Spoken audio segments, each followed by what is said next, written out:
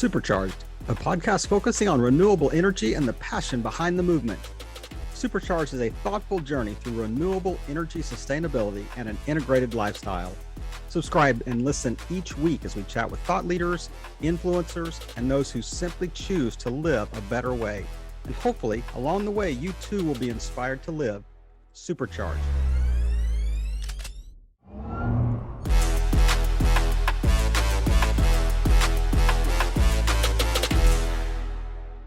This is Kevin Pruitt with another episode of Supercharged, and my special guest today is Josh Koerpel. Josh, thanks for joining me on Supercharged. What's going on, Kevin? Glad to be here. It's great to connect again, and like I told you before we hit the big red record button, man, I am so jealous every time we talk to look at your background there. Tell everybody exactly where you're sitting right now, so the entire listening audience is going to be jealous. I am sitting on a porch in Key West, Florida at the moment, somewhere I've been here since the whole lockdown happened. And soon I will be bringing the sailboat down here and actually living on the boat just offshore of Key West. So it's a cool place to hang out, at least for the wintertime. In the summer, it gets unbearably hot. Hey, if you're going to be stuck in the COVID lockdown, you might as well be in Key West, Florida. I mean, I agree. There are a lot worse places to be, but his name is Josh Koerpel. He is a longtime friend, and if you look at his Facebook profile, it's amazing. I mean, it's like he's done everything except maybe be an astronaut. And if we, if Bezos and Elon Musk and Richard Branson have anything to do with it, he may get to add that to his profile soon. But Josh, working tell on us it. A little bit about yourself. Let's see. So I work online primarily. I have two software businesses, funnelmappy.com and firebuilders.io, of which they're just SaaS products. For those that you don't know what a SaaS product is, just software as a service. So people subscribe to those and they pay monthly to use them. They're solutions that I came up with on my own, things that I needed, and figured out how to build those. Before I got into software, I was heavily involved in digital marketing. And then before that, engineering wise, I was a mechanical engineering designer for the entertainment industry. A lot of stuff, bleeding edge technology we came up with for like Cirque du Soleil and AC/DC and stuff. And then before that, I was a tall ship captain. So I sailed all over the world on these big old sailboats. Had like a pretty crazy background that's kind of led me to working online in software. Didn't even mention his motorcycle trip through India. Didn't mention probably a number of other things. But I mean, you say these things so nonchalantly, like, well, yeah, I was a tall ship captain and I was this. I'm like, man, you are like the Secret Lives of Walter Mitty. But you actually did it. It's not this sitting in an imagination in an office cube somewhere. But so I appreciate it, man. Yeah, thanks. Yeah, that's there's just so much to see, and there really is. There's just a lot to see, and I'm trying to see it all. So, yeah. And I remember we talked, not long ago. I'm guessing maybe a year and a half ago. At that time you had a motorcycle trip planned across America on a 1979 BMW motorcycle called Genghis, or I don't know exactly what year he is, but 71. So 50 years old this year. So yeah. What the Milwaukee Bucks win an NBA title 50 years later, and you get to ride Genghis. But I love the name. And you have so many different interests, but I know one of them is really kind of in the sustainability space. And we've talked about that. I've seen how you operate and how you think through those. But if you had to define it kind of on your own terms, what does sustainability mean to you? Like for me, sustainability is living as minimal as possible in a manner that can be continued indefinitely. And my experiences with sustainability have primarily been out on the water and just the type of lifestyle choices that you make when you're traveling around on something like a motorcycle. You don't really have a choice for the most part. You can't live an unsustainable life when you do that, because you're so in touch with nature. Like, you're outside, you're getting rained on, you're getting snowed on, like you're feeling the wide range of temperatures. So really it puts you in the scene, so to speak, and is a constant reminder that we're all kind of part of the same thing. So for me, it's really important to try and live as sustainably as possible and as minimally as possible, because honestly, it stems back to my old tall ship days. Whenever you would leave port, the general rule was the boat had to look better coming back into port than it did when it left. And I feel the exact same way about the world. As somebody that has a responsibility, you're given a set of options, you're given a set of circumstances, and you do the best that you can to try and improve them for people that come after you, just the way that people have done so in the past for me. So that's how I think about it. I mean, I love the idea of living minimally, but in such a way that you could continue it indefinitely. I mean, what a great, I mean, it's one thing to kind of do a snapshot, but it's a whole different thing to, see your life as a movie. It's a continuous, thread. But if you, I mean, based on all your experiences, around the world, how has it just impacted you? Like, what are some things that you've done individually to kind of really like embed that in your life? Well, so for instance, on the boat, living on a sailboat, power, especially if you work online, power is a premium. And the way that it works with battery banks is that all of your power comes from these giant, 12-volt batteries linked together in a certain way. And then that's what you plug all your devices into. Well, there's a bunch of different ways to recharge those batteries, but honestly, the most sustainable way is both wind and solar on the boat. It's a huge deal. And so I try to implement that as much as possible. Yeah, you could run the diesel engine and you've got alternators on there to generate power. But for me personally, trying to use as much solar as possible just makes sense, and it's easier. And it's really, you can do it in a way that's kind of out of the way on the boat. It's not like a big inconvenience. So yeah, I implement a lot of stuff like that. On the motorcycle trip, trying to, really just, it sounds so simple, but trying to be that old adage where you go into, it's like leave no trace, that kind of thing. Yeah. Wherever you stay, especially if you're camping somewhere, just trying to leave the place looking like you were never there in the first place. So these are all like real small scale things as far as sustainability goes. But I think that the larger scale is just made up. It's just a conglomeration of all of the small little decisions that you make every day. I mean, as you were describing, I was thinking in terms of like, it's almost like a beehive, one little segment of that beehive is tiny in itself.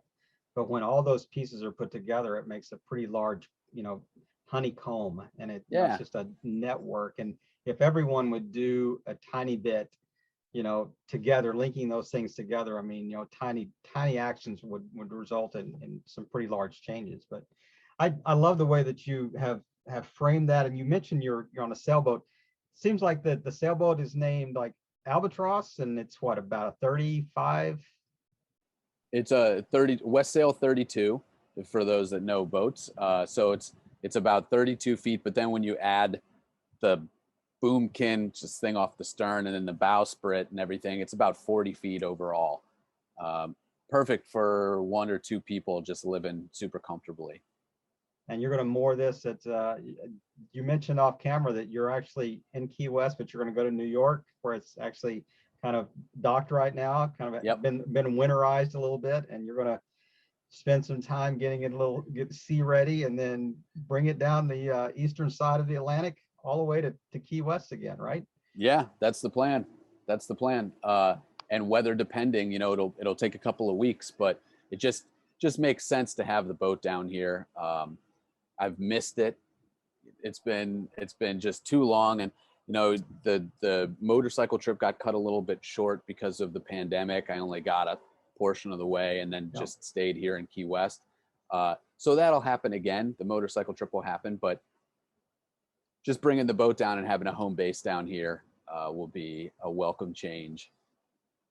Well, you mentioned that you have a couple of SaaS startups that you're currently running, or at least have hired other people to run for you possibly. But when you think of the word like, green tech, is there any integration at all in how you've approached, how you built these products, or other, partners, vendors that you use, or anything like that you can kind of think, yeah, this is why it's important. This is kind of the why behind, some of the things that I try to do in my business life. Yeah.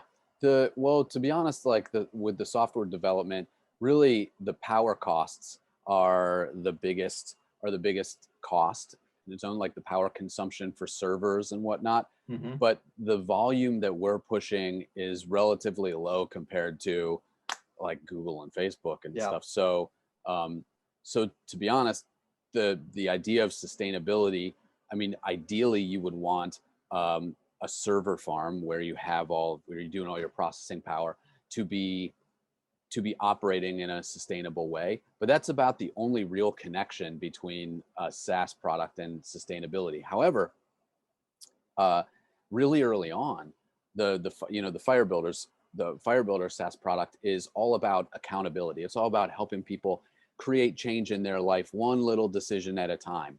And it's a really unique platform. It's an interactive messaging system. And very early on, the co-founder of Fire Builders, David Stack, he's very into sustainability, and we had reached out and tried to put together some programs to use Fire Builders to help people implement sustainable change in their life on a daily basis, and do it, from the points of view, getting support from like what's the girl's name from Denmark, Greta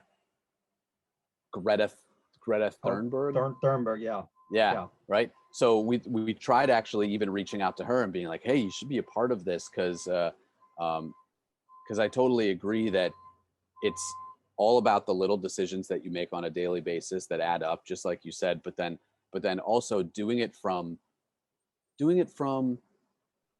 having the support and the inspiration from somebody that you really kind of respect and admire also makes a big difference. Yeah. So that's about as close to sustainability as we're coming these days with the software. So is there kind of a back end plan? I mean, or do you feel any, I guess, pressure as a business owner to, from like a corporate social responsibility, standpoint? I mean, maybe it hasn't scaled to the point that you're kind of feeling that pressure yet, but I mean, say longer term, if it really took off, what would be some things that you may want to think about on the back end that you're thinking, this is ways that we can give back, or this is ways that we can have a really positive impact in this space? Sure.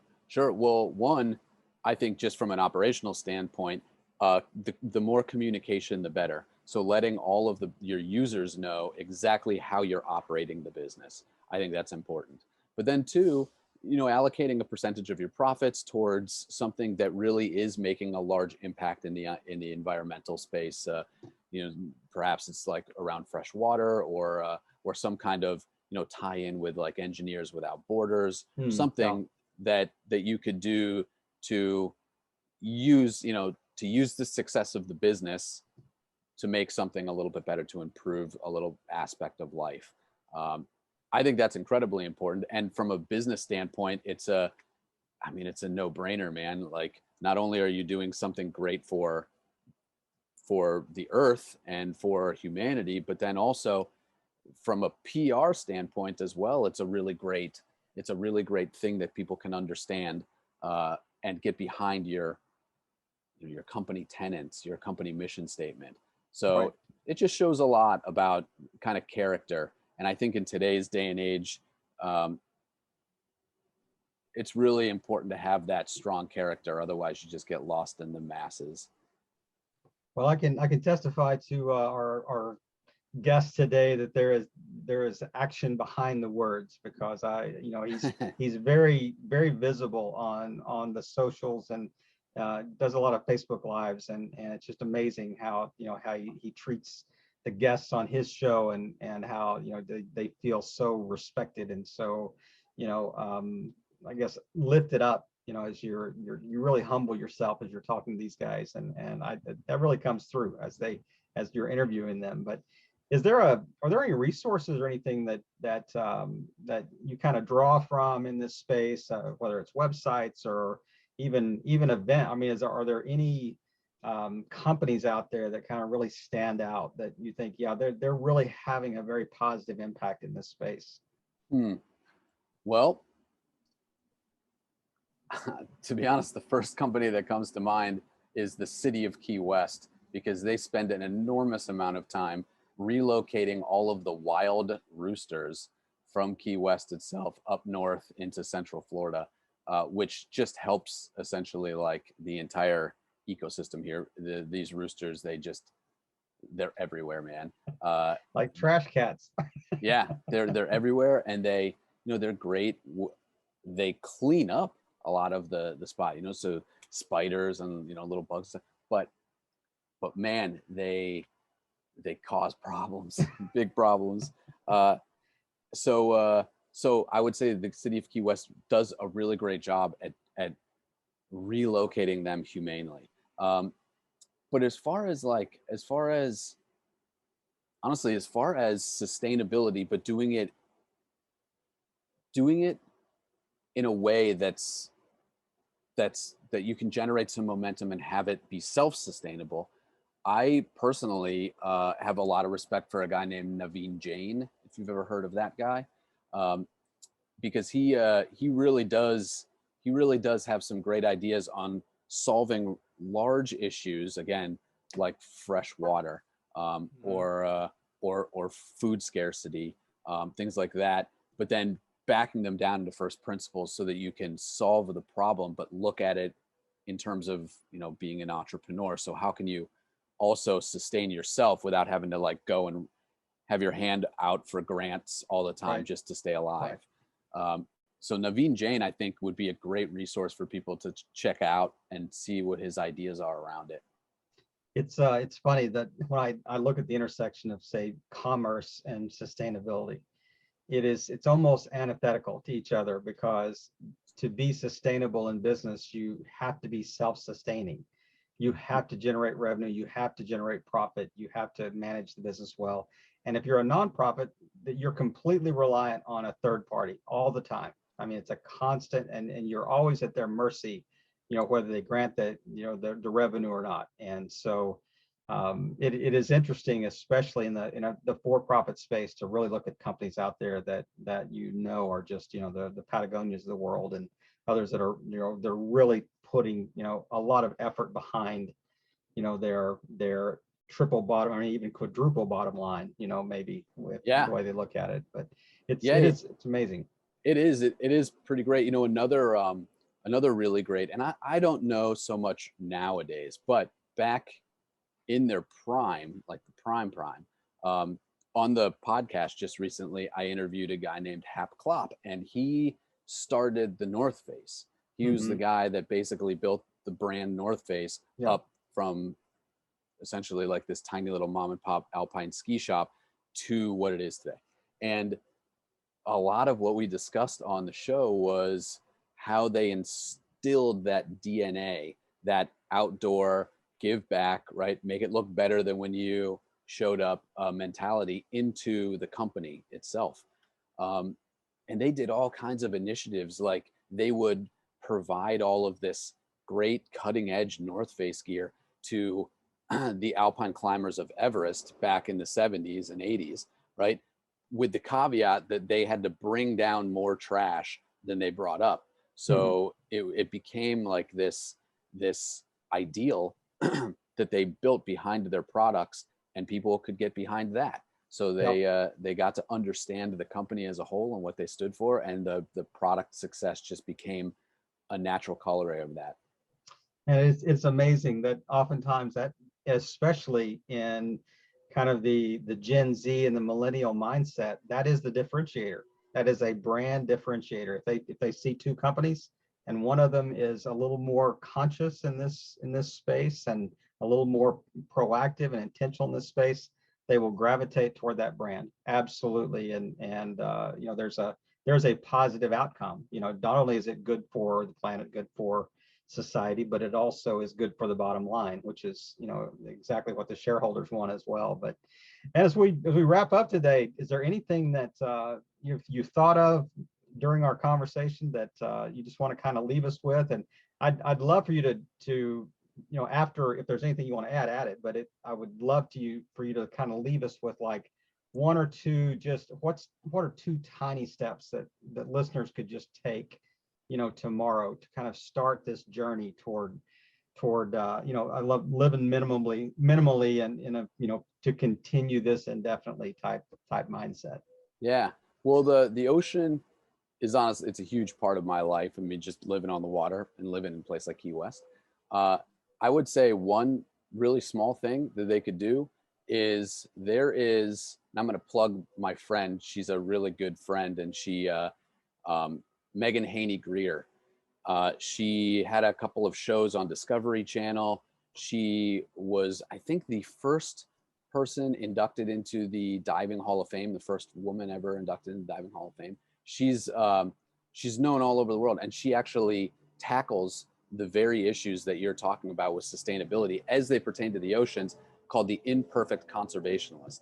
And I would say to anybody listening right now, just Google that, because she does a really great job of breaking that stuff down and talking about the little things that you can do just every day that have massive impact at scale. So that would be What's my her name suggestion. again? Tell me her name again. Megan Haney Greer. Is she a free diver? She's done some free diving, but it's been, I think it's more actual like tank diving. Okay. And one other step. I mean, I love the kind of the macro of let's, you know, follow someone, but I mean, what's a tiny step that somebody could just virtually take tomorrow, that, you know, something that you may have implemented in your own life? Tiny step. Well, one tiny step is just get a water bottle. get an aluminum water bottle. Stop buying little small bottles of water from the gas station kind of thing. Just grab yourself a water bottle and use that. That makes an enormous amount of difference. And it's easy. A lot less plastic in the oceans that way, for sure. Oh yeah.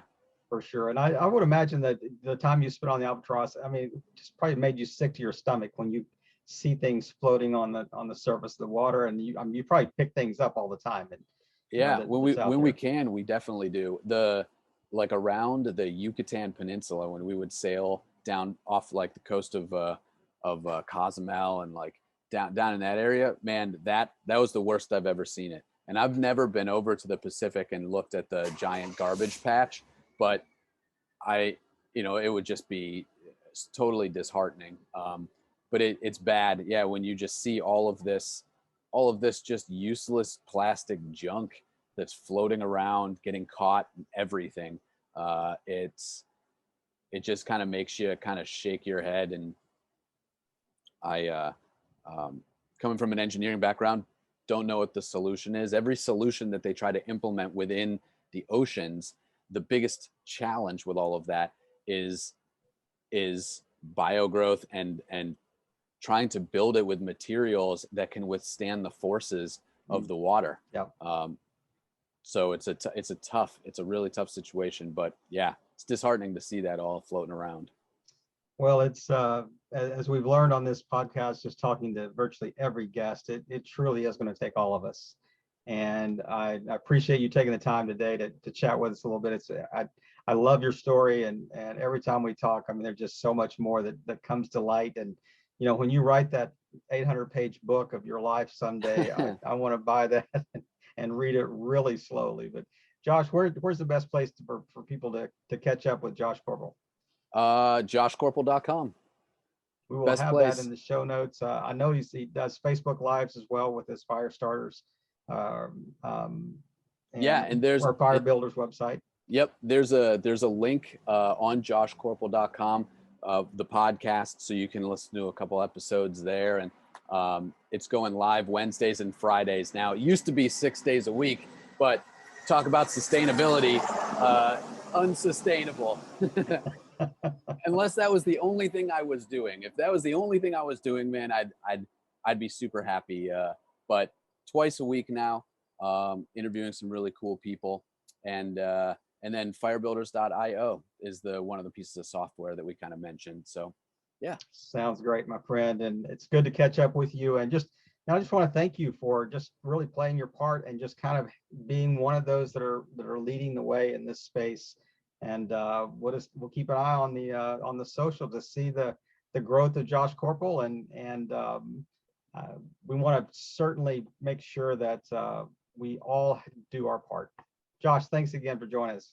All right, Kevin, thanks, man.